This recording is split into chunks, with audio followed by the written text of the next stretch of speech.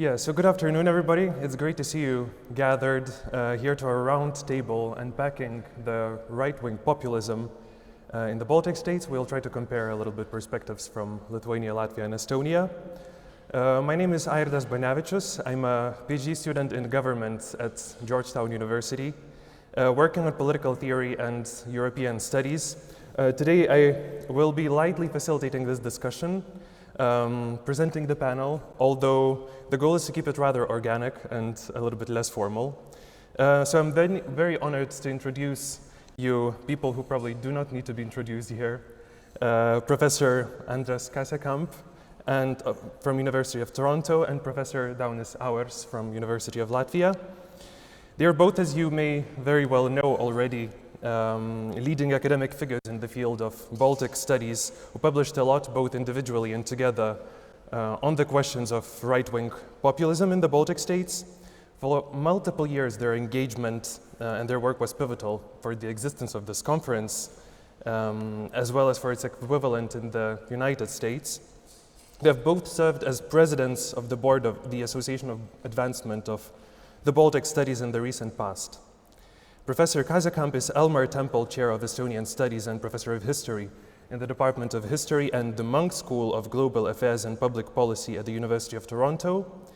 He has received his PhD in history from the UCL and previously held professor position at the University of Tartu. Daunis Auers is Professor of European Politics and Jean Monnet Chair at the University of Latvia. He received his PhD also from the University College London and has been a Fulbright Scholar at the University of Columbia, Berkeley, as well as a Baltic American Freedom Foundation Scholar at Wayne University in Detroit. Now, if you will allow me, I will start with a short overview with the situation in Lithuania, after which Professors Kasekamp and Auers will share perspectives from their countries. And at the end, we hope to leave enough time for a Q&A session. So I will first walk us through the changes in the recent dynamics of the Lithuanian right-wing populism and identify several common, specific, and systematic reasons of their rise. So the 2024 was a big election year in Lithuania. We had all three major elections. There were European elections, presidential elections, and Seimas. This election cycle marked a shift in right-wing politics, especially in terms of the revival of the right-wing populism. So for the first time, a Lithuanian MEP has joined the European Sovereign Nations group in the European Parliament, Petras Gražulis, or any group actually further right than ECR. The Lithuanian Farmers and Greens Union that were governing between 2016 and 2020 changed their EP affiliation from Greens to the European Conservatives and Reformists, and domestically proceeded into making the social conservatism an even more central piece of their ideology. After a break of one legislative period in which Lithuania did not have a right-wing populist fraction in Seimas, a new party has emerged, Nemuno Aušra, Dawn of Nemunas, becoming the second political force, winning 20 out of 141 seats in Seimas. With some turbulence and surprise, they entered the governing coalition led by the Social Democrat Party with a historically strong mandate of 52 seats. Social Democrats really won strongly this time. And also with junior partners of Democrats who have 13 seats, another center-left party. So while this new composition of Seimas did not change the essence of the Lithuanian politics, including the foreign and defense policy, pro-NATO, pro-Ukraine, pro-EU stances, this nevertheless marked a significant return of populist and personalist politics in Lithuania that for the past years has been more or less dominated by the moderates. So what happened? Well, there has been always right-wing populist forces in Lithuania. For quite a while, they were rather scattered across different parties and unsuccessful to group and achieve significant victories. The rise of Nemunas Dawn was motivated by two main sets of reasons.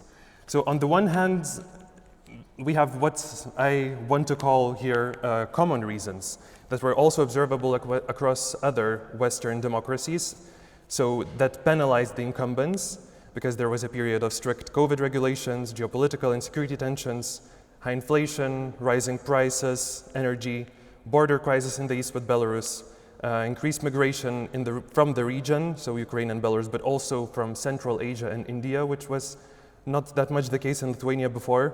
And all this fueled the reactionary sentiments in the society.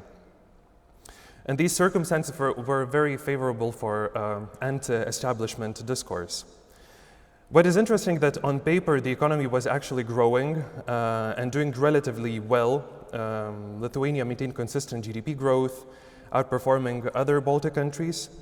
But the center-right incumbents were campaigning on this very economic success. They were telling, we have never lived that well. However, the growth was not really perceived that widely in the broader population in Lithuania and acknowledged by all people, especially in the regions. On the other hand, there is what I want to call a party-specific set of reasons. So while presenting himself as anti-system candidate, the party leader Remigijus Žemaitaitis is actually an old wolf of Lithuanian politics. He has been in Seimas already for many years.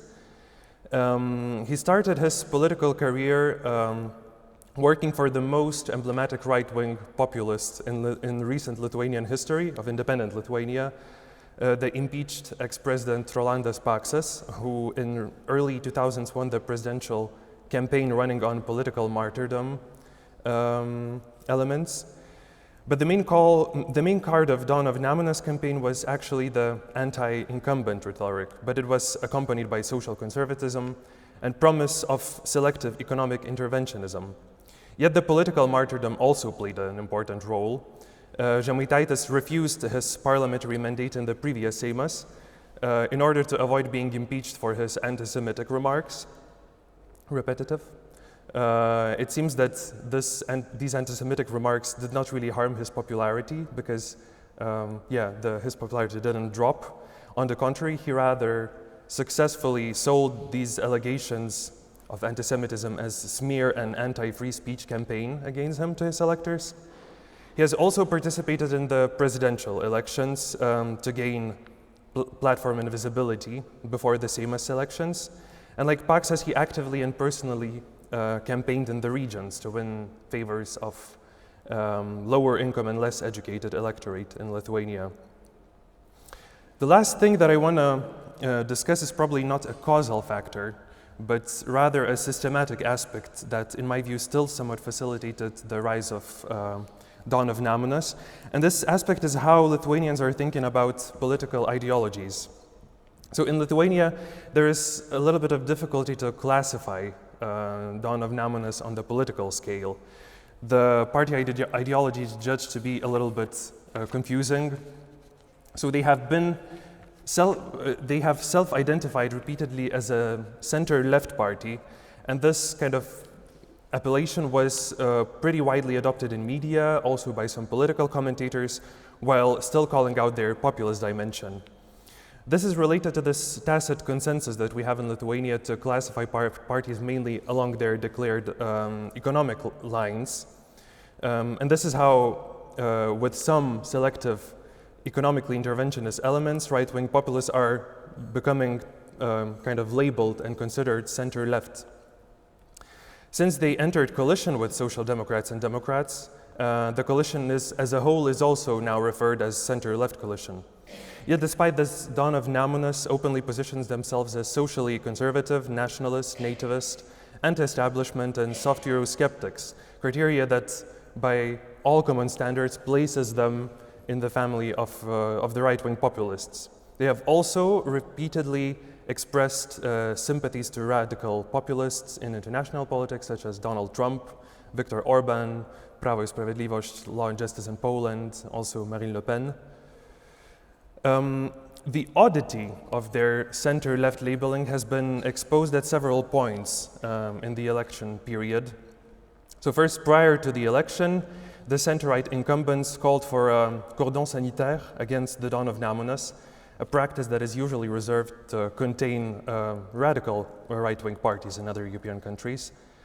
The media attention for Nemunas Dawn during the election period was also extraordinary. They were likely the most mentioned political party in the media, revealing a certain political anxiety about their rise. This also indicates that they are far from being a boring traditional center-left political force. Then there was their inclusion to the governing coalition, which also created a significant outrage, especially among the more liberally minded and urban populations, but also among the voters of the coalition partners, so Social Democrats and Democrats. It generated also some non-negligible protests in the capital, Vilnius. It seems to me that that being widely considered a center-left is politically advantageous for radical parties, since it tames down their perception of their radical qualities. And as a consequence, it creates a certain inaccurate appearance of normality around them, making them pass as more acceptable both for the voters but also for potential coalition partners. There are several ideas for the conclusion, and I will wrap up. The recent rise of the right-wing populism is worrying, but nevertheless is consistent with the general tendencies across the Western democracies in Lithuania. In terms of Lithuanian politics, it's not a revolution, but rather a periodical revival of populist forces. The electoral success of Žemaitaitis were also caused by party-specific reasons and the effective political organization and the political campaign. The more systematic issue is that Nemunas Dawn case reveals that the rather atypical classification of political parties might be advantageous to right-wing populists. Now, this is not to say that if we systematically called them right-wing populists, they would not be elected.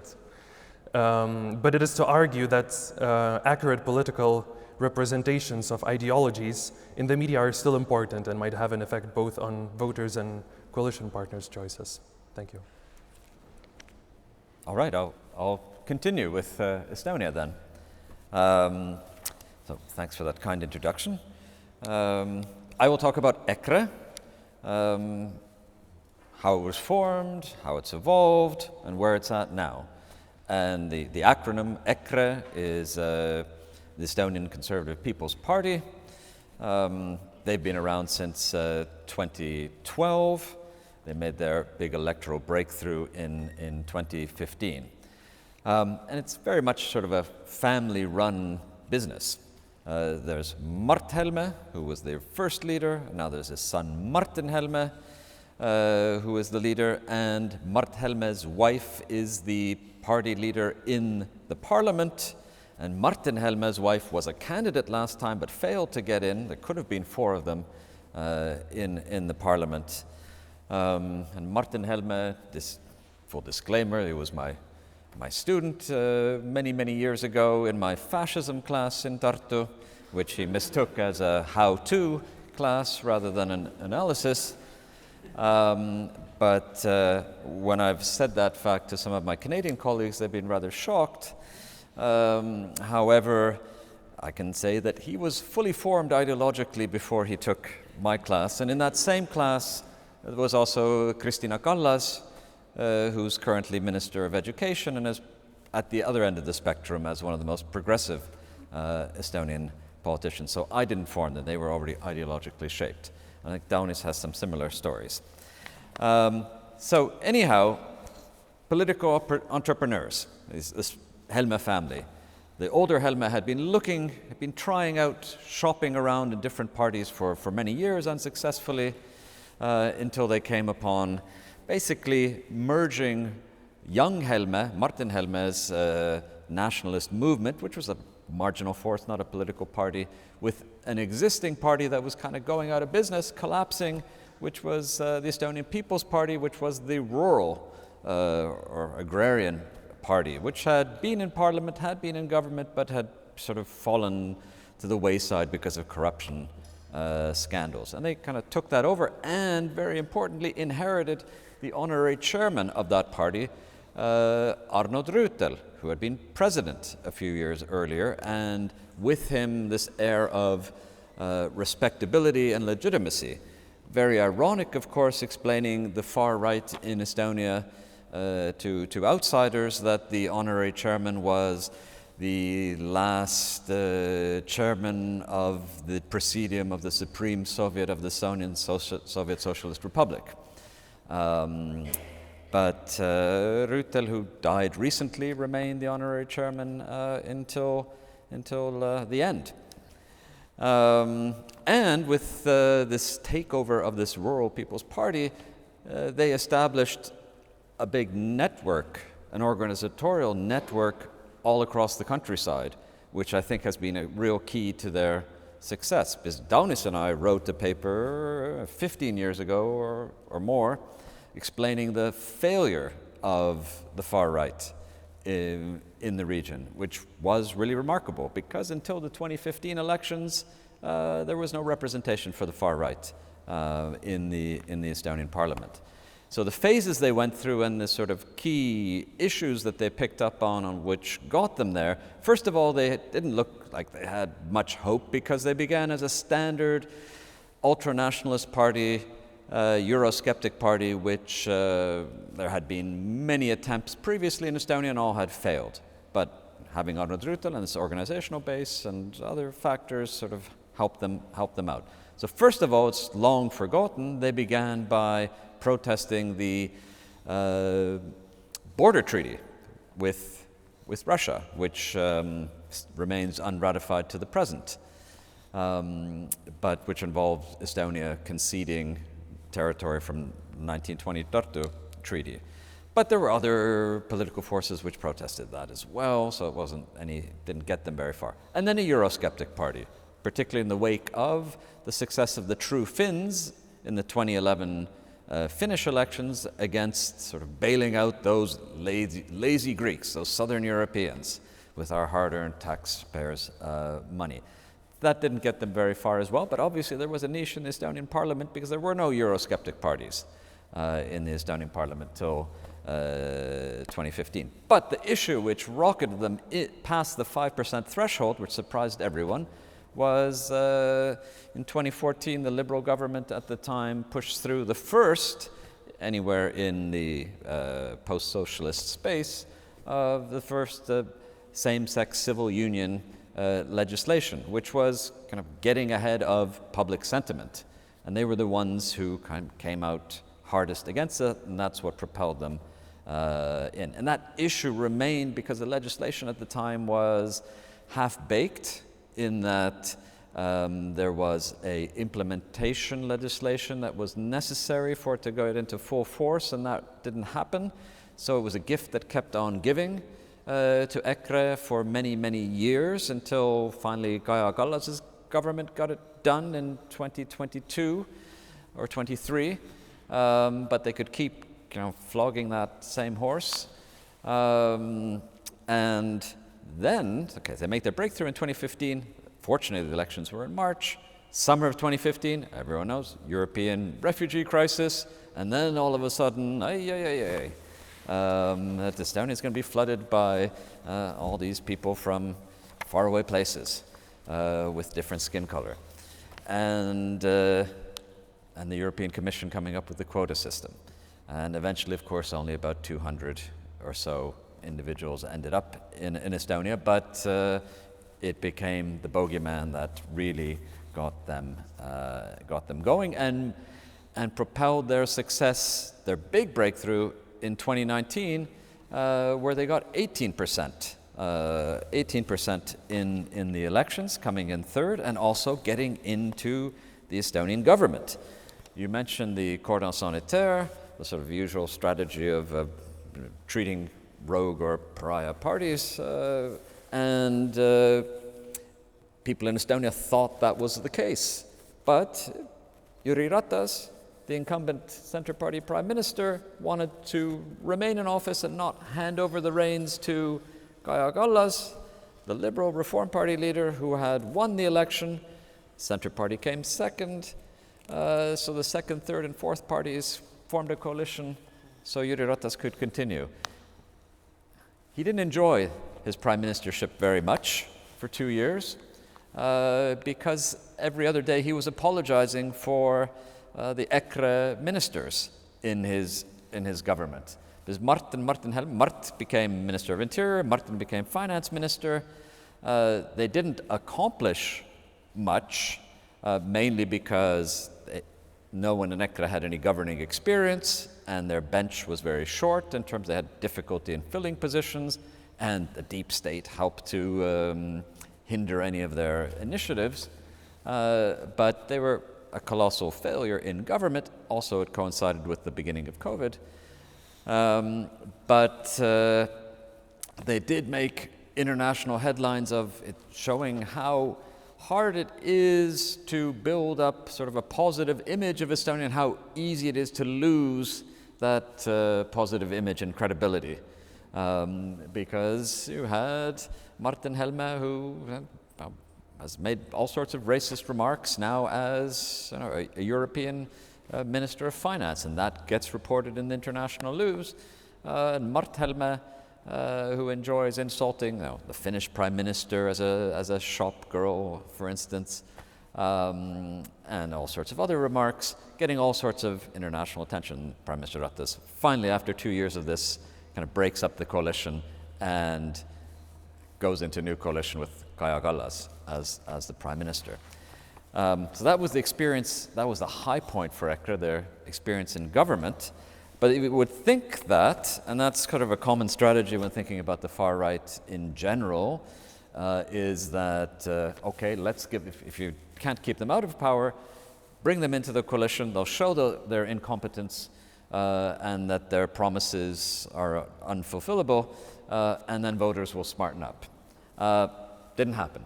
In the case of ECRA, they had a dip, but they, after other sort of economic struggles, Kaja Kallas, first female prime minister, bit of misogyny involved there as well, obviously. Reform Party having been in power for most of the time in the last 2 decades and continually now, provokes a lot of opposition. They did make a comeback, and they were sort of on a growing curve, and along comes the Russian invasion of Ukraine in 2022, which puts them in a pickle because they had been trying to reach out to, they were trying to expand their voter base because they'd kind of reached a ceiling. They were hoping to have been, in the opinion polls, they were already over 20%, and they were aiming to become the #1 party to actually win the Prime Minister's office in the next elections, which were in 2023.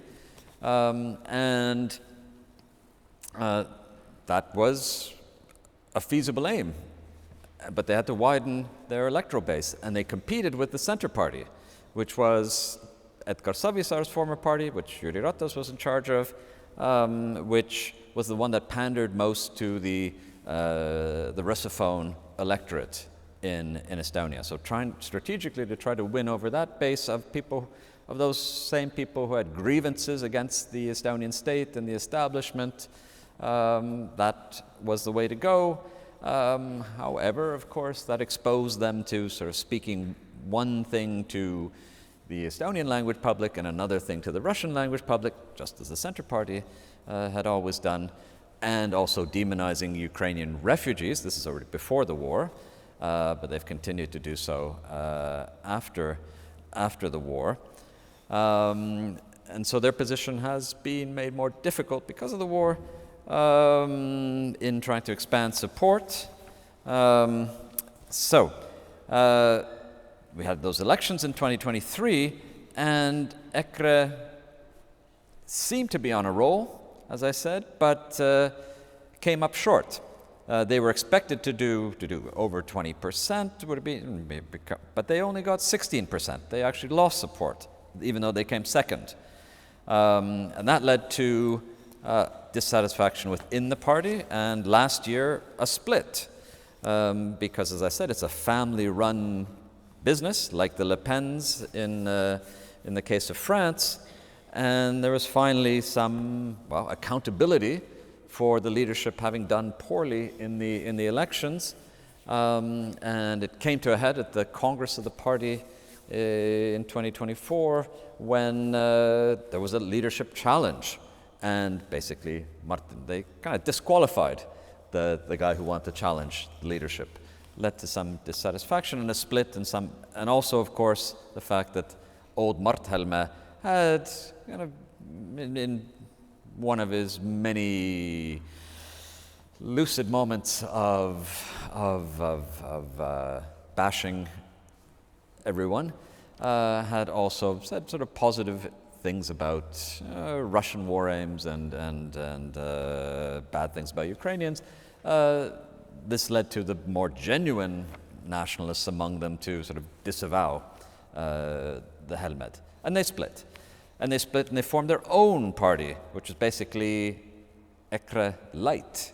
Or sort of tried to be an EKRE which is not trying to cozy up to Russian, or at least use Russian talking points, and trying to be a little bit more civilized.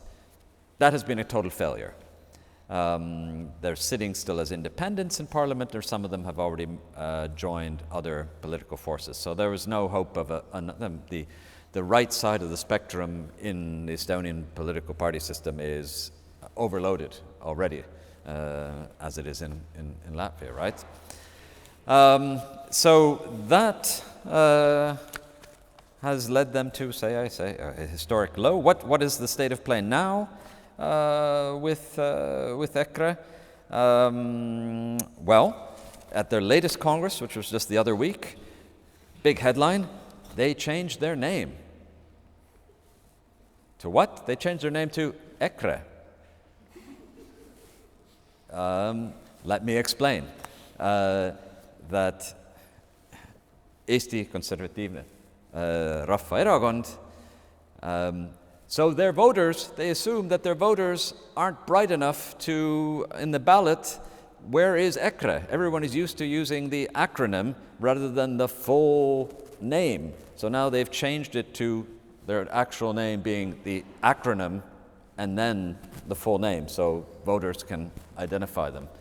On the paper ballot, because of course one of their campaigns, of course, is against online e-voting, which of course is open to all sorts of manipulation, supposedly. And the other sort of latest developments to push upon, well, Martin Helme returned from Trump's inaugural with a red MAGA cap, celebrating the end of wokeness. Big concern in Estonia, of course. And it seems like they're gearing up. Their big issue now is, of course, they've always been climate change deniers, but against the European Green Deal, which is just too expensive for our taxpayers. But they have taken a strategic decision now that their big crusade will be against windmills. Reminds you of someone, right? But wind parks.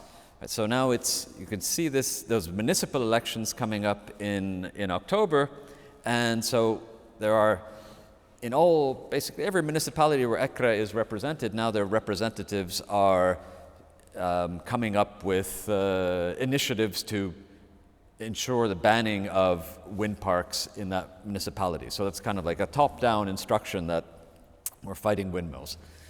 And they believe that's a winning issue to get them attention at the local elections. So that's where their campaign is focused.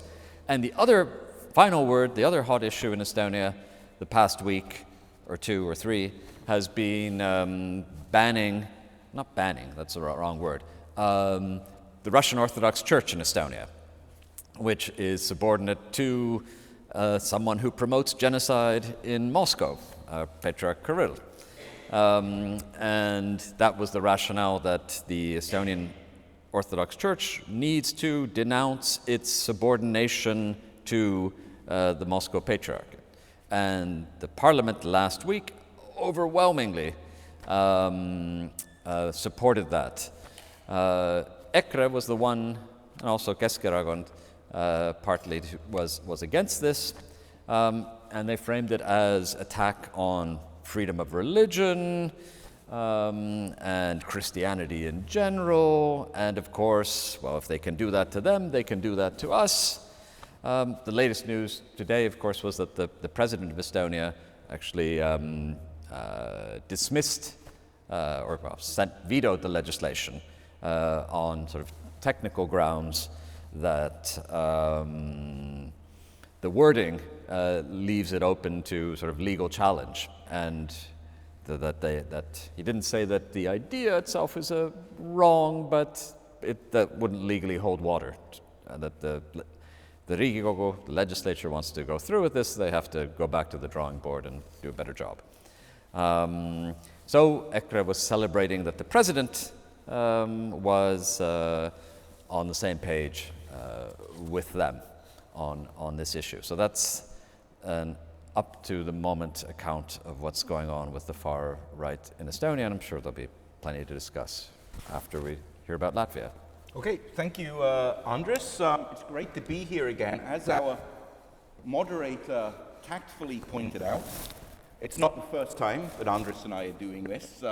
We've been far-righting for about 20 years now, with numerous publications, many roundtables, although this is, I think, the first roundtable without a table. Yeah. So it's an interesting thing.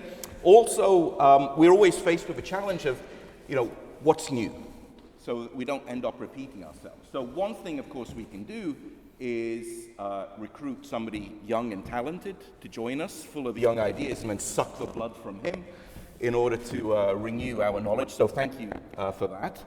But I think actually when it comes to Latvia, there is something interesting to tell.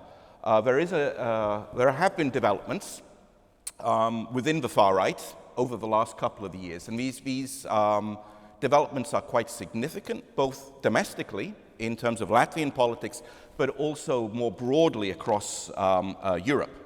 So Latvia has long had a very broad and diverse far-right network, by which I mean there are groups which operate informally, these days very much online, but also physically, all kinds of different groups which are engaged in discussions about political philosophy of the far right, promoting certain ideas, groups which are dealing with self-defense issues, although these have become partially mainstreamed because of the militarization we've had in recent years and the sort of push for people to join the Home Guard, the Zemesardze. And in a sense, this sort of militarization seemed very odd 15 years ago, this sort of training up of military skills for young, shaven-headed young men has been very much mainstreamed over this time. And there are many non-governmental organizations as well, NGOs, quite a lively civil society, and at the top of the tree, the National Alliance as the main party of the far right, a radical right party, if we're being pedantic rather than an extreme right political party, at the top, representing these interests in the parliament, doing so very successfully over the last 4 or 5 elections, and also spending much of the last 15 years in government. Only a couple of years have been spent outside. However, while the National Alliance's comrades all across Europe have been expanding their voter base over the last 15 years. So this is the AfD in Germany, the National Rally in France, the Finns in Finland, the Sweden Democrats in Sweden, and so on and so on, the Freedom Party in the Netherlands. All these parties have seen a significant growth in their representation in parliaments. They have also dipped their foot into government in some cases. We haven't seen the same thing in Latvia.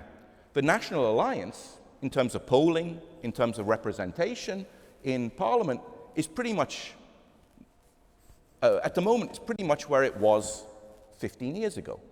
And it has quite stable support, quite steady support, but the puzzle is that it hasn't grown it, because everywhere else in Europe, the far right has grown its support.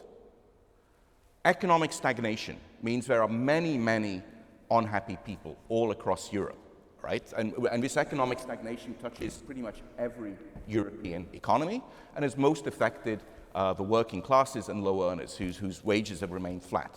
So there's a great deal of sort of unsatisfied people all across Europe.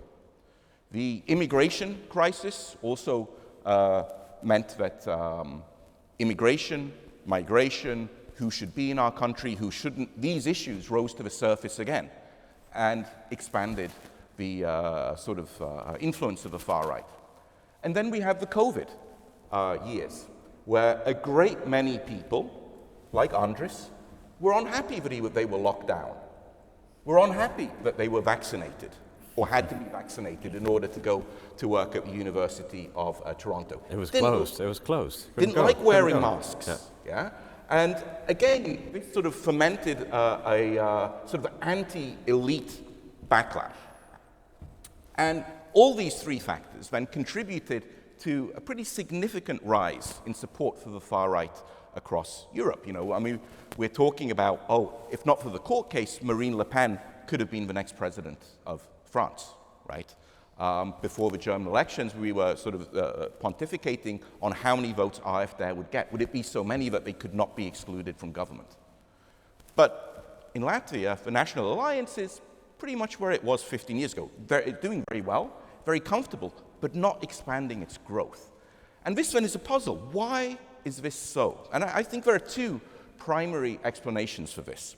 The first is to return back to history, to some of the original work that Andris and I did when we were young men, so quite some time ago. And when we were looking at the radical right in Latvia, we used this sort of master frame of analysis developed by Kasekamp, which is a very basic framework, but which says that there are three elements that contribute to the success of far-right political parties and help them grow over time. And the first is that at the core of their ideology is nativism, which is a form of nationalism that states that the nation, or rather the people living within the nation, should be ethnically pure, right? They should have this long-term relationship with the land. So the state should be congruent with the nation, and the nation should be there, or rather the state should be there to serve the nation. And this, of course, is still in the National Alliance's rhetoric. But the problem is that over time, and especially over the last 3 years of Russia's war on Ukraine, this kind of idea that this is primarily targeted at Russians in Latvia, right? That they are not part of the nation. This has been mainstreamed across the board.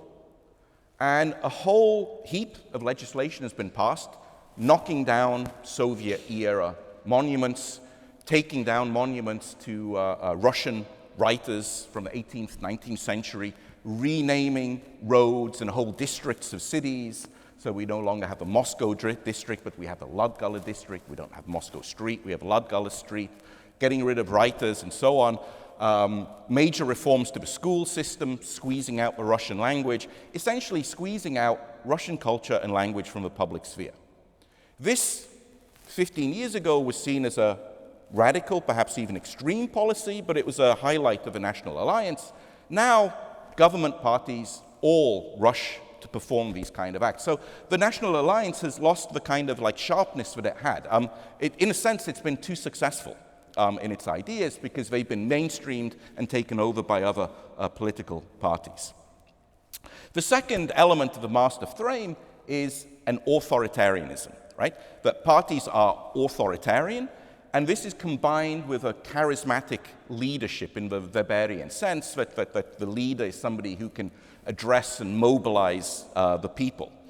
And here also, the National Alliance these days lacks a clear leadership in this sense. It has a number of leaders. It's been run for many years by Raivis Dzintars, who has been an extremely successful leader of the party, but is sort of considering stepping down, and has also never become a minister, so has always remained in the parliament.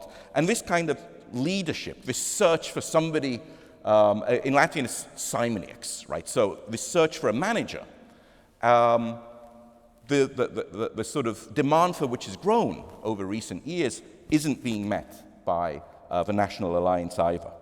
And then the third element of Muda's master frame is populism.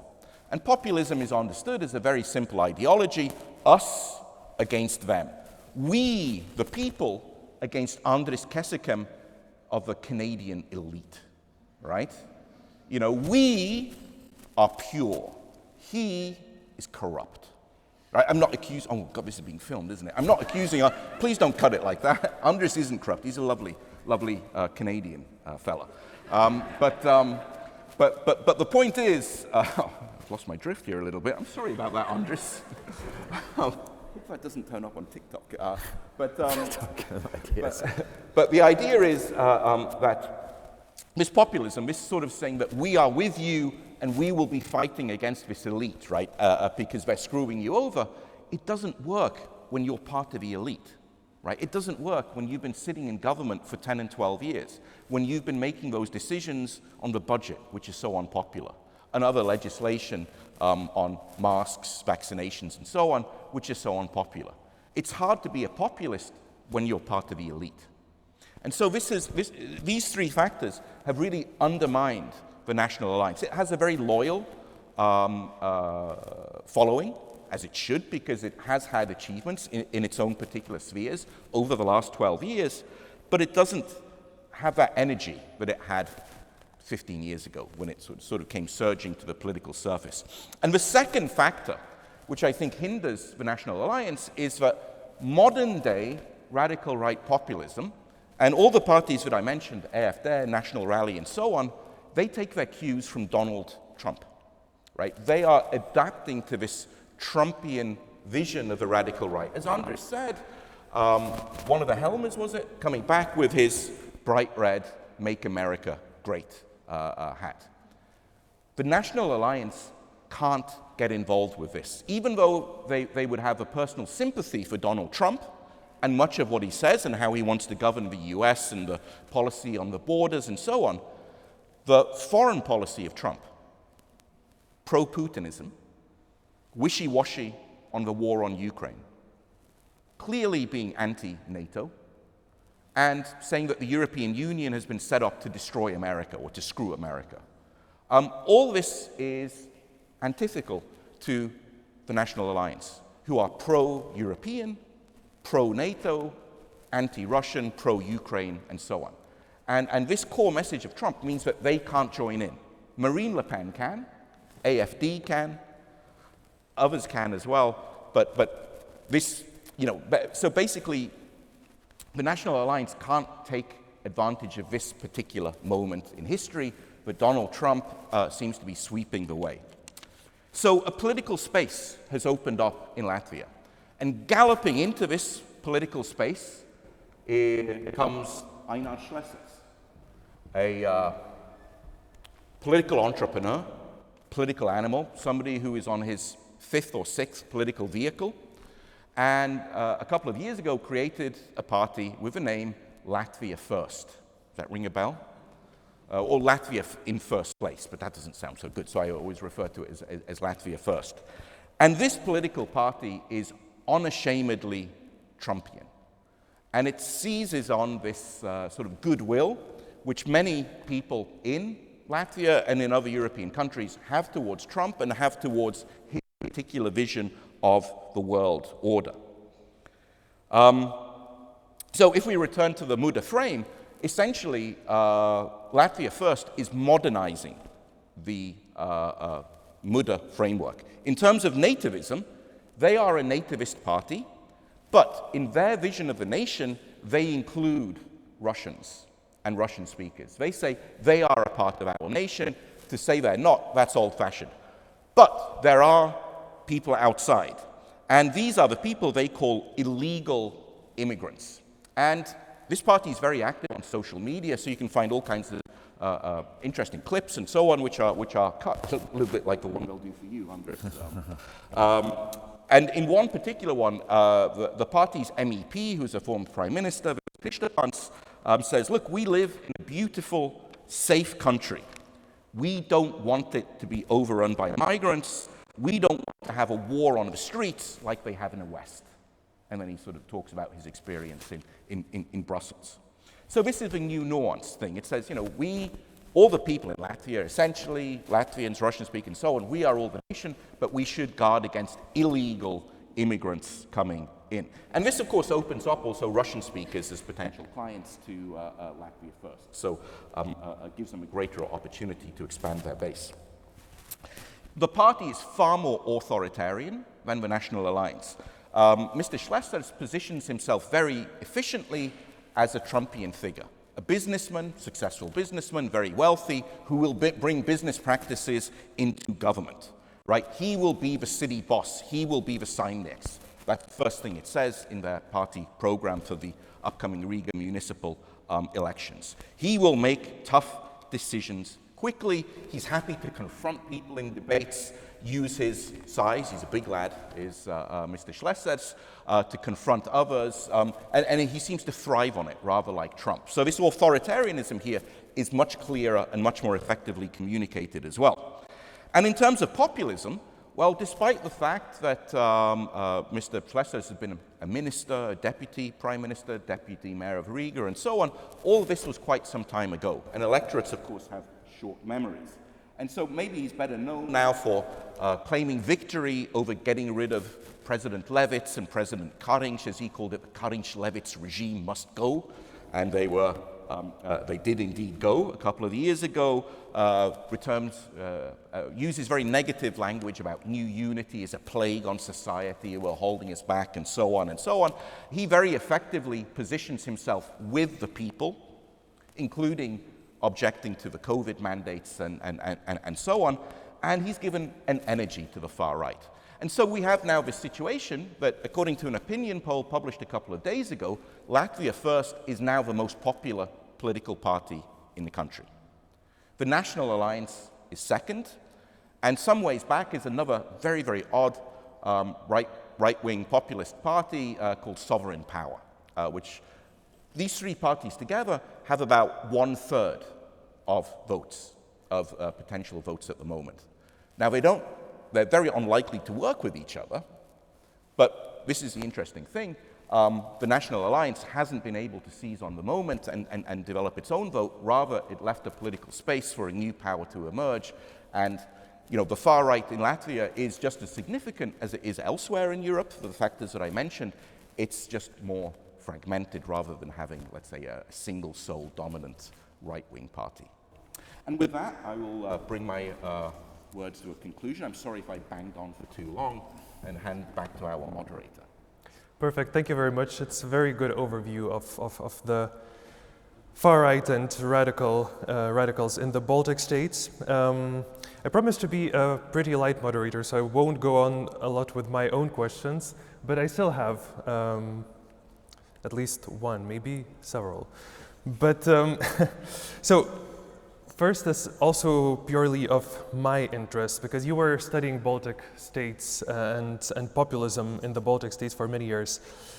In some regards, it seems to me that Lithuania is a little bit black sheep in the wider context of the Baltic states, and especially populist right-wing studies, because it's different from the other two Baltic states because we have less Russian minority.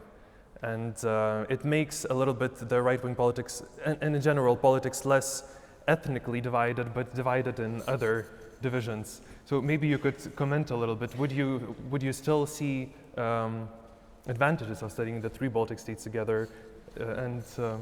Yeah, what was your experience of studying? Well, our experience is always that Estonia and Latvia are similar, and Lithuania is awkward. That's, but that was also the thesis that I posited many years ago, that the difference is based on the ethnic cleavage being absent in the Lithuanian case. And I think that applies to the far right, but not populism in general, because I think what you see in Lithuania is that there's been waves of all sorts of populism from all sides of the spectrum. Left-wing populism, centrist populism, right-wing populism. So that's different about Lithuania. I would say there's been no lack of crazy populists in Lithuania of all stripes, but they have been less inhibited or restricted by that ethnic cleavage. So you're just not seeing as many far-right, or let's say successful far-right political parties in parliament. But you see successive waves of other types of populists who have spectacular successes and followed by spectacular falls, who haven't managed perhaps to root themselves so solidly in the system as the National Alliance has in the Latvian case. Yeah, I mean, the radical right feeds on nativism. This is the absolute core of the party. And if you have a ethnically homogenous country, such as Lithuania, you lose this kind of edge. Now, as our societies change, I mean, we do have migration. Migration is ongoing. The growth of visible migrants in the streets is growing. Then, of course, we can expect these kind of discourses to emerge also in Lithuania to a greater extent. But, you know, as long as Lithuania remains largely homogenous, then the far right doesn't really have anywhere to go.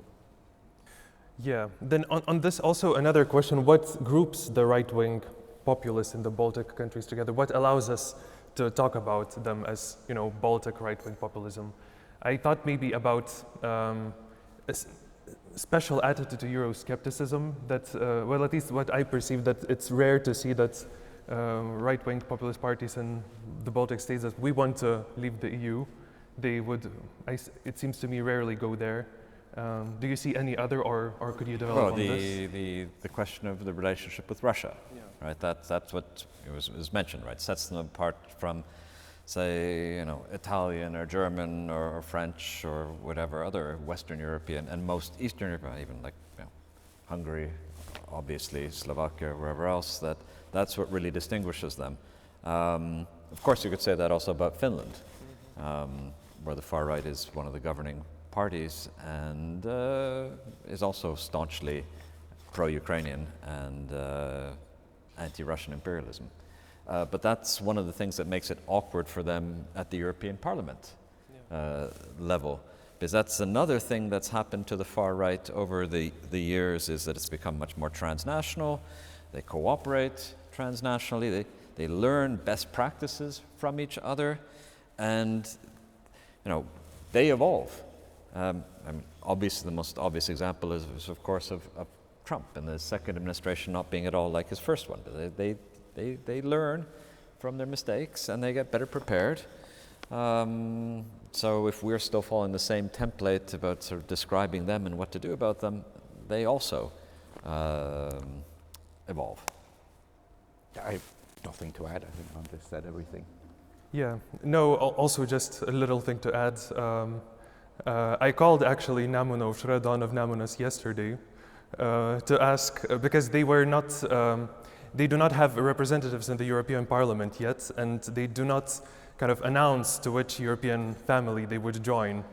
And then I was interested to know, did they made a choice already or not? And they told that they would choose European reformists, so ECR. But it's not because of the Russia issue. Right? Because of the Russia issue, yeah. But it's not such an easy thing, because you have to be, it's not like I choose them and they take me. They can also be rejected. I mean, the two Latvian parties that I mentioned, the National Alliance is in the ERC, and the Latvia First Party wanted to join, and the National Alliance vetoed them, said, no, we're not going to let them in. And so the Latvia First has ended up in the Patriots group, where actually I think they're quite happy, because the Patriots group is much more enthusiastic, shall we say. It's much more Trumpian than the ERC, which is much more becoming almost sort of like a conservative grouping, as it was when it was formed by the British Conservatives some 15, 20 years ago. But yeah, it's not so easy that you say, I choose you, the other side still need to accept you, and that's not a done deal. Speaking of the European Parliament, funny thing in the case of EKRE in Estonia, right, was that they have the one representative in the European Parliament who was Jaak Madison, who was part of that, the breakup, the split in the leadership. So he was elected as an EKRE candidate, but he's left, and now he joined Keskerakond, the Center Party, which has most of the Russian support. Strange, but even more surprising is, of course, the Center Party is part of the liberal grouping. And of course, that's what the far right, their main bogeyman always is, this sort of globalists and liberalists, right? And now he's officially part of that party group.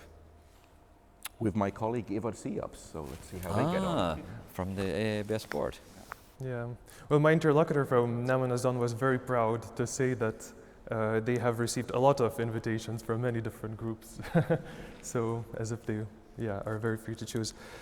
On this, maybe I would like to open the Q&A and take some questions. Maybe we can.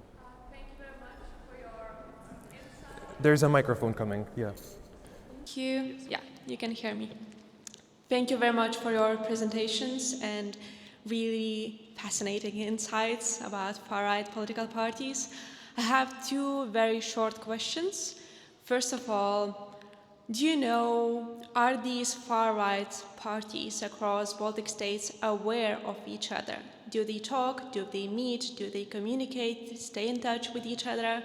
And secondly, how would online voting affect the results of these elections? Like, in regard with these far-right political parties, would they still be so much represented in the parliament, for example? Thank you. Okay, well, thank you. Obviously, with an Estonian here, we'll leave the online voting one to him. But in terms of knowing each other, oh yes, absolutely, they do. This information has sort of been taken off web, not for any particular reason, just because the home pages have been modified. But a couple of years ago, when I was working on an article, I went through the sort of the news section of the home pages of EKRE, National Alliance, and so on. And what you can see is that there would very often be pictures of, when the party congress is going on in one country, representatives from the other party would be there, with flowers and things like that. And on the national day, those of you who are Latvian may have noticed that there are Estonian and Lithuanian flags on the 18th of November when the torchlight lit parade is going around Riga. These are again representatives from the, let's say, partner parties and partner organizations. So at the official level, there is cooperation. There was even a declaration signed, I'm thinking... The Bauska Declaration. The Bauska, yeah, the Bauska Declaration. 2013. Was signed on unity of Baltic nationalists. But where you see a particularly intense cooperation is actually below the party level. When you start getting to the online groups, which are interested in the philosophies and discussions of policies and so on, there you see a great deal of transnational cooperation between the three Baltics. And their youth organizations too. Yeah. So in short, the answer is yes, they do. And as for a detailed analysis of how online voting would impact. Well, I'm sure everyone is perfectly aware that for more than a decade, Estonia has been having these online elections, and it's still not a majority of people who vote online, but it's this, first of all, the Centre Party under Savisaar and now EKRE for many years has been sort of contesting, or at least making an issue out of somehow online voting being rigged. And then, of course, after Donald Trump's rigged stolen election campaigns, all this stuff has been revived again. So the thinking there is, well, one is, of course, just to have sort of suspicion against the deep state manipulating everything, but the more rational consideration is that, say, younger, more educated voters have better access and are more likely to use online voting, and their more peripheral, older electorate in the countryside are less likely to do so. I don't think that argument really applies seriously anymore in Estonia, because all these same old in the are doing their online banking and their other interaction with all the public services online anyway. So it's not as if they'd be incapable. But it's a very good issue to keep alive, particularly with, as I mentioned, the Trump rhetoric about elections being rigged, and you're not sort of seeing your vote. So they do still feel disadvantaged a little bit by it, but it's not necessarily if it's a real disadvantage. That's what I'm trying to say, is that they perceive it that way, and they're certainly going to bang on about it as an issue to keep alive of some sort of grievance and unfairness and manipulation by the deep state. which is a term they use all the time. So it's their advantage to keep it alive as an issue, even though my argument is that it, in fact, doesn't disadvantage them all as much as they think or claim. Any more questions? Yeah.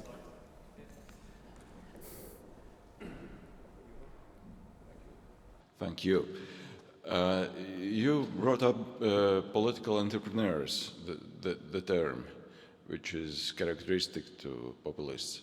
And, well, it's quite legitimate term, right? And isn't populism by itself, isn't it a legitimate, you know, aspect of politics? And, well, not so negative, yeah, like we are laughing about it, but here it is, and why not?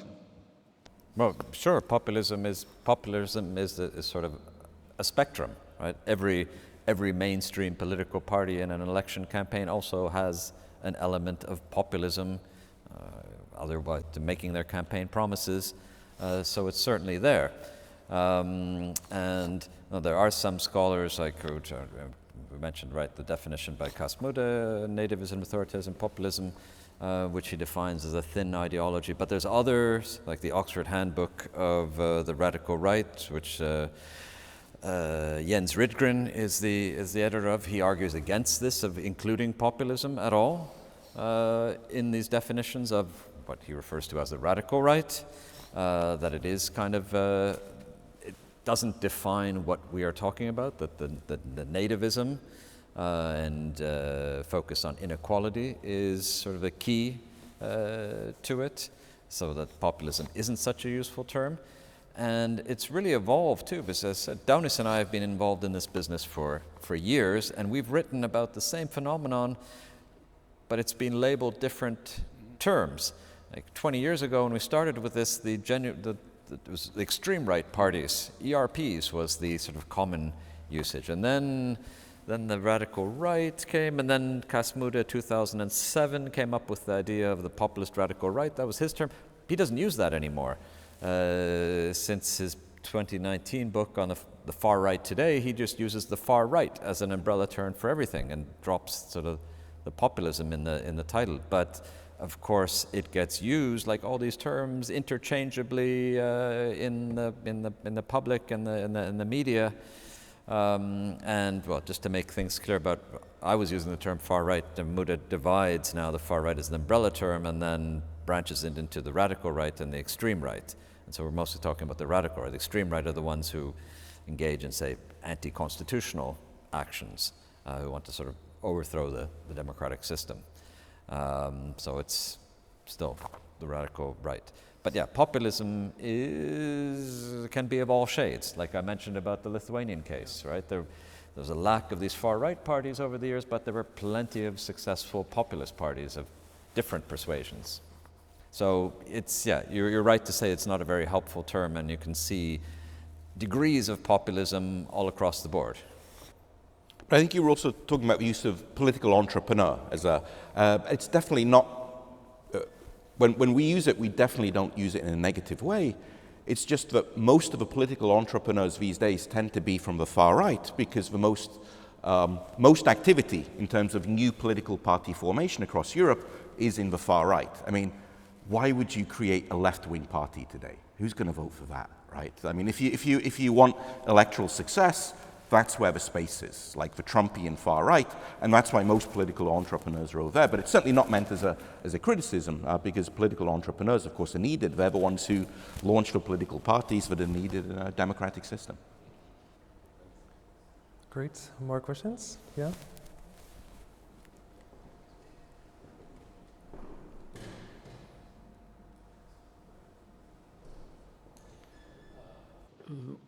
All three Baltic countries have the experience of authoritarian regimes in the interwar period. As well, there were also far-right movements in that time, like Perkonkrust or Iron Wolf. Do the radical right or far-right parties of today refer anyhow to these experiences? Is it any kind of a point of reference to them, or is it irrelevant? Maybe do they refer to the leaders from the interwar period as role models, or is it irrelevant for them? I mean, the short answer for the National Alliance, less so for the Latvia First Party, but for the National Alliance is a resounding yes. They are very much positioned together with the President Ulmanis of the 1930s. The Torchlight Parade, for example, which I mentioned, the starting point for it is by the Ulmanis statue, which faces the Foreign Ministry in Riga. That's the starting point, has been since they started the Torchlight Parades, and then it goes for a tour around Riga. So yeah, they very much position themselves with the interwar dictator. Well, here's actually now finally a difference with Estonia, because EKRE positions itself with the far-right movement, the Vapsid, Vabadussõjalased, who were suppressed by President Päts in his coup d'etat in 1934. And they, like many Estonians, blame Päts in 1939-40 of capitulating to the Soviets and betraying the nation. It just so happens to be sort of one of the prominent members of EKRE is a historian of the interwar period who is very critical of Päts and very supportive of the VAPs. And former colleague of mine in the history department in Tartu, he's kind of one of the intellectuals of the political party. And he came into it sort of in a soft way by advocating for direct democracy, going back to Estonia in the interwar period. The big crisis was the constitutional crisis which led to the coup in 1934 was preceded by 3 national referenda on constitutional amendments to introduce a presidency. And he thinks having direct democracy like that, referenda, would be a good idea, popular initiative. When the Estonian constitution, new one, was designed in 92, it was to avoid that experience. He thinks that's kind of a mistake. And that fits with the general far-right demand for direct democracy, which is kind of a universal cause for them. So yeah, they think that Päts, the authoritarian leader, was the bad guy, and that the heroes were the far right, who was, well, and in the case of the Estonian far right, which was suppressed, you can make a case for them being heroes because they were the veterans of the Estonian War of Independence, who then kind of, well, went into extremist politics, but before that they were actually veterans of the War of Independence. Yeah, just maybe to add a little thing on the Lithuanian case. So in general, probably this Soviet memory is sometimes instrumentalized, but in case to kind of complain about the absence of free speech. So like in Soviet times, we cannot say this or that. So there would be this kind of instrumentalization. And then also there's this other party who would probably, I would qualify as far right, this Nacionalinis Vienimas national rally. So they would be very protective about some figures from the German occupation times in Lithuania who would, so like Škirpa, for example, who were, contributing to the persecution of Jews. So they would kind of be very protective about their memory, commemorial plaques and stuff like that. So probably, there's this connection. Woman there. Maybe also I forgot to say you can introduce yourselves. It would be nice to know who's asking questions. Thank you. My name is Binata Kleinberg. I'm from Riga Stradiņš University in Latvia. Thank you very much for your in-depth insights into the populist parties of the Baltic states. I wanted to ask about the electorate. Could you probably describe briefly who are the voters of these populist parties in each country, and do you see any similarities or differences in between the Baltic states in terms of the voters? Thank you. Well, I think it's not that dissimilar from the general pattern for far right voters. There are certainly more men, and from the periphery and from lower education and lower income backgrounds? I think there is some variation in the Latvian case because as I recall, compared to comparative surveys, there are more female voters for the National Alliance and also more educated voters than is the sort of norm across Europe, which, you know, as it's become a more mainstream party, that sort of thing is inevitable, I think. Yeah. In Lithuania, the case of Nemuno aušra, dawn of Nemunas, is very similar to what Professor Kasekamp described. But then in case of Nacionalinis susivienijimas, the national rally, it's a little bit different. So the party leaders there also are very educated. They have PhDs. And it seems that this results also, this trickles down a little bit to some support among more educated and urban voters. So yeah, probably a little bit like the tendency in Latvia. Please, and then here. So, Ben Gardner-Gill with AABS. Going back to Andres and Daunis, you saying you were not able to change your students' political persuasions before they came into your class, whether that is a good or a bad thing. At least we have independent universities. If we now look at the media landscape for young people being moved into populist currents, especially young men, that will be even more so the case, I imagine, in your classes down the road.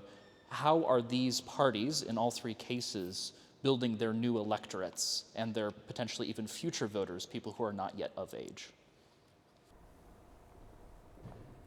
That's a very good question. I have to admit, I haven't, when it comes to Latvia first, I'm not aware of any research into, because this kind of research is actually very complicated, because you need to delve into the political party itself. And political parties very often are black boxes, right? We don't really know how they work, where they spend their money, you know, how they allocate interests, influence, and so on. So one answer, the easy answer is to say that I don't know. But what I suspect happens is that the European Parliament plays a very big role. Because over the last 20 years, the European Parliament has started funding what are called Euro parties, or European political parties, which are these overarching structures which are intended to create sort of federal-level political parties. They're roughly mirroring the party groups in the European Parliament, and they're made up of the political parties at the national level. And these parties, these Euro parties, are relatively generously funded. Although a student of mine, who presumably comes from a wealthy family, in a lecture on this a couple of weeks ago said, well, 24 million euros a year, that doesn't seem like a lot. So to me it does, because you're not allowed to spend the money on campaigning. So if you take out political advertising, that's quite a lot. This is the European People's Party who had this amount. There actually isn't that much you can spend it on. And so what it does, these Euro parties do tend to spend the money on summer camps for young people. They organize very extravagant party congresses. They do polling. They employ professionals to help their partner parties prepare for election by, you know, doing media training and this kind of stuff. But a big part of it is for youth groups. And I know other political parties that I researched in the past, which are from the liberal and sort of centrist bloc. They are heavily investing in their youth via these Euro parties. And I see no reason why the National Alliance, through the ECR, and the Latvia First, through the Patriots Party, wouldn't do the same. I would just add to that, obviously, which applies to many other cases, is social media, right? And being much more active and having many more followers on social media than most of the mainstream parties. And also having their own online portals or news portals, right? Like in the Estonian case, Uued Uudised, which is EKRE's own news portal. What's it called again? Uued Uudised, which is new news. Sometimes I think you just make these names up. Yeah. Is that a real thing, Estonians? Yeah. That's a... No. And then there's also objektiv. Yeah. Yeah. So, in other words, that demonizing mainstream, not following. Well, young people don't follow, don't read real newspapers anywhere, right? Everything is on your phone, and so channeling. You mentioned TikTok earlier. I'm not going to say anything about that, but obviously following the social media channels and posts which are connected to, and that's a much wider group, right? It's not, okay, so Uudis is actually the official news portal of the political party, but there are so many other groupings who are very active on their social media channels, who have other focuses, sort of ones who started up with vaccine denialism or whatever, and have grown into sort of, I don't know, anti-globalist whatevers who, and they're all kind of connected. You follow one of them and it links you to the next one, and you go down that rabbit hole. Yeah, I would just probably add that in Lithuania it's very similar tendencies. Nemuno aušra would be also active on social media. They would kind of look to adapt to the new social media tendencies, for example, moving to TikTok too, because there's where the youth are. Yeah, but in general, probably still youth is not necessarily their main target audience, and I think they might have a problem in the longer term if they don't find strategies for that. Emilia. Thanks. Emilia Punzute-Galua from Vytautas Magnus in Lithuania. I wanted to double check on the effect of Trump teaming up with Russia to some, in a sense. I think I seem to hear from you that the Latvian parties or politicians do not go that far. So they might be pro, Latvia first, America first, pro-Trump. But once, he was supporting, met with Putin and talked to Putin, then, the Latvians said that this is the territory they wouldn't tread.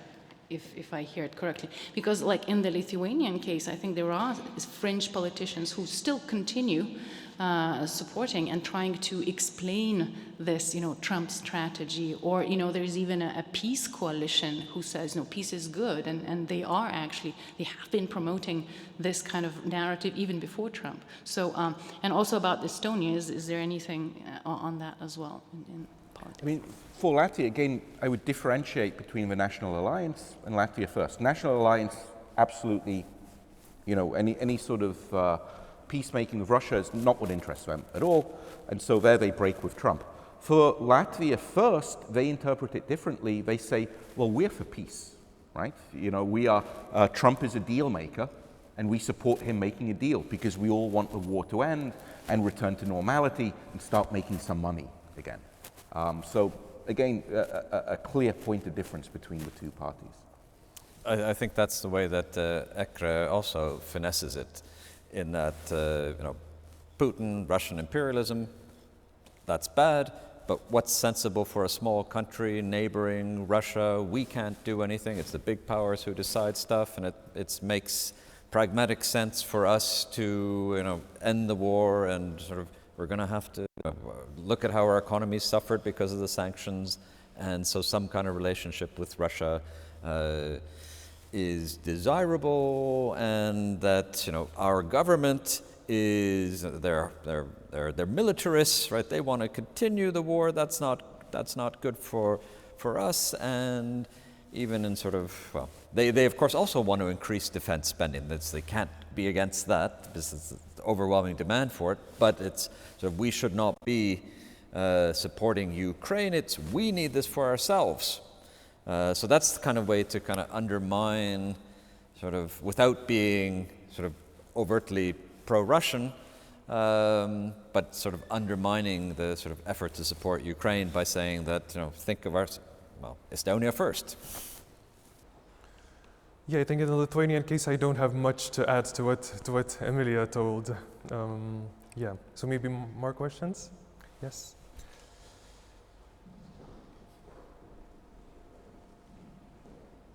Hi, Diana Glitz, George Washington University. So I just had a question.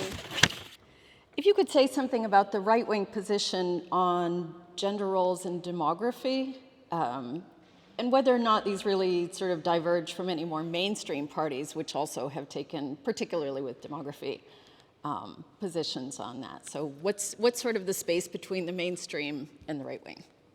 Well, I mean, for the right in Latvia, this of course is one of the big issues. And for the National Alliance, it's one of their successful policy areas. During their time in government, they pushed for increasing benefits to new families, enlarging the time that families could spend at home before and after the birth of the child, and so on and so on. And these policies did have an impact. You did see that the birth rate did go up in the years following the adoption of this. So that is a policy. And for Latvia First, in a very Trumpian way, it is a policy as well. I've heard it floated as one idea, but imitate the leadership style now. We could give 50,000 euros to every woman for every child. And so it's presented as well in a less thoughtful way than the National Alliance's position, but in a more straightforward way that maybe appeals to more people. But it's there. Yeah. Well, there's two aspects, right? One is this sort of pro-natalism, right, and the demographic challenge, and there's no difference. It's in Estonia, mainstream parties for a couple of decades have already been promoting benefits for more children, but combating feminism, combating whatever transgender, blah blah blah blah blah. That's they distinguish themselves in that area and sort of follow the general global trend on the far right. I opened this morning the Uued Uudised, and what's the story they had there was of a young man who has a big family, lots of children, who moved to the countryside. So this is all kind of the right thing to be doing, right? A model of young family, lots of children, move to the countryside from the decadent city and try to establish roots.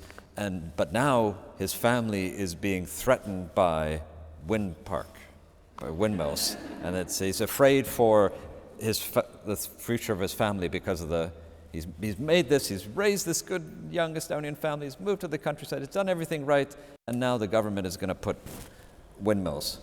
And what is the wind park going to do to him? Well, I didn't read the whole article, but the headline was that this is endangering his family somehow. Well, if you read more of the conspiracy stuff, you would know how harmful windmills can be, not just to birds. Yeah, in Lithuania, I think there are similar tendencies. One maybe other thing that I would add is that still abortion doesn't really get politicized as question, even after the recent election, where you would think that more social conservative people have arrived, but it still didn't go to the political program, or there were not active attempts to really politicize it.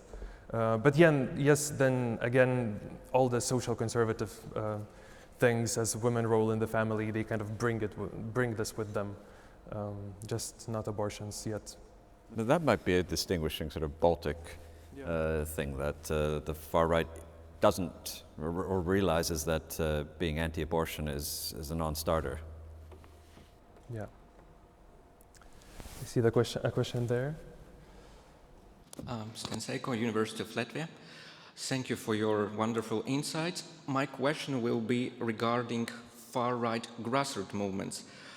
Because in case of Latvia, we have one calling themselves like guardians of fatherland, dressing in camo, having this undercover military or martial art trainings, and starting breathing heavily when they see this poor guy from India or Pakistan delivering the food. Are there similar cases in Estonia and Lithuania? Thank you.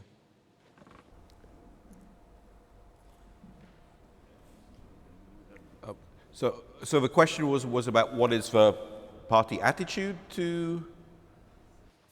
No, the question is, are there in Estonia and Lithuania far-right grassroots movements who are not at this moment the political party, but are using the same fuel and the same ground for their activities?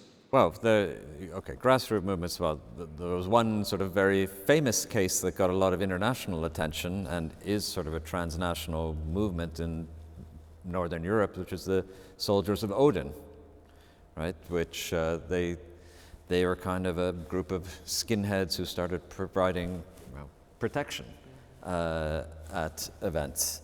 So they were, well, you could say they were grassroots. I don't think so. Yeah, in Lithuanian case, I'm not sure. I was looking in the Lithuanians in the room to see if they have any ideas.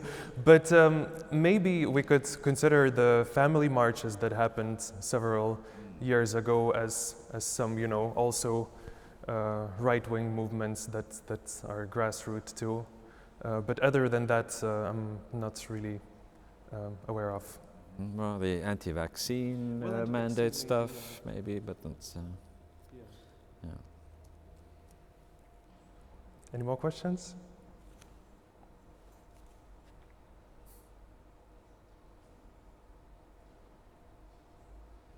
Oh yes, I see one there. Yeah, thank you. I'm Jaak from Tartu University, and I wanted to expand on the windmill thing and on the grassroots movements, because as I've understood and seen, ECRA is taking these grassroots movements and taking it into its political arguments, even if there are some kind of truth to these things. When ECRA takes it, it just smears it with mud, to be honest. So yeah. Yeah, I mean they're making use of this because there's a lot of NIMBYism, right? The not in my backyard, and that also I think before the windmills they realized that this is a winning strategy with the Nursipalu, the expansion of the military polygon in southeastern Estonia, which got a very big backlash, which got sort of a grassroots coalition of not just sort of the far-right bandwagoning on local concerns of expanding sort of military training area, and the government wanting to expropriate the farms in the region to expand this, and making the argument, if we're going to have our NATO allies here, we have to have this training space for them, and national security overriding everything else, and then it's sort of local opposition. And that was a very successful protest, which also involved expanding the grassroots level, because it wasn't, the far right was getting in on something that they didn't maybe initiate. And then of course it was flamed by Kremlin disinformation as well, obviously, because it's a military facility. But all sorts of, say, environmentalists were there concerned as well, right? So it's getting grassroots from various different sort of local interests, and people across the political spectrum, people who have environmental concerns, and then ECRA, also the Rail Baltic project. Okay, there's a joint big Baltic thing maybe which connects all of this. I think I know very much in the Estonian case, ECRA is very much against Rail Baltic. I imagine that that's probably the case in Latvia and Lithuania as well. No, we try not to think about Rail Baltic in Latvia. It's not going well. Yeah, in Lithuania it's not really seen negatively by populists. Yes, so if there's one more question, if not, we can wrap up the discussion. Okay, well, thank you so much, all my colleague panelists and also the public for your wonderful questions. I think we achieved our goal and unpacked the right-wing populism in the Baltics. Yeah.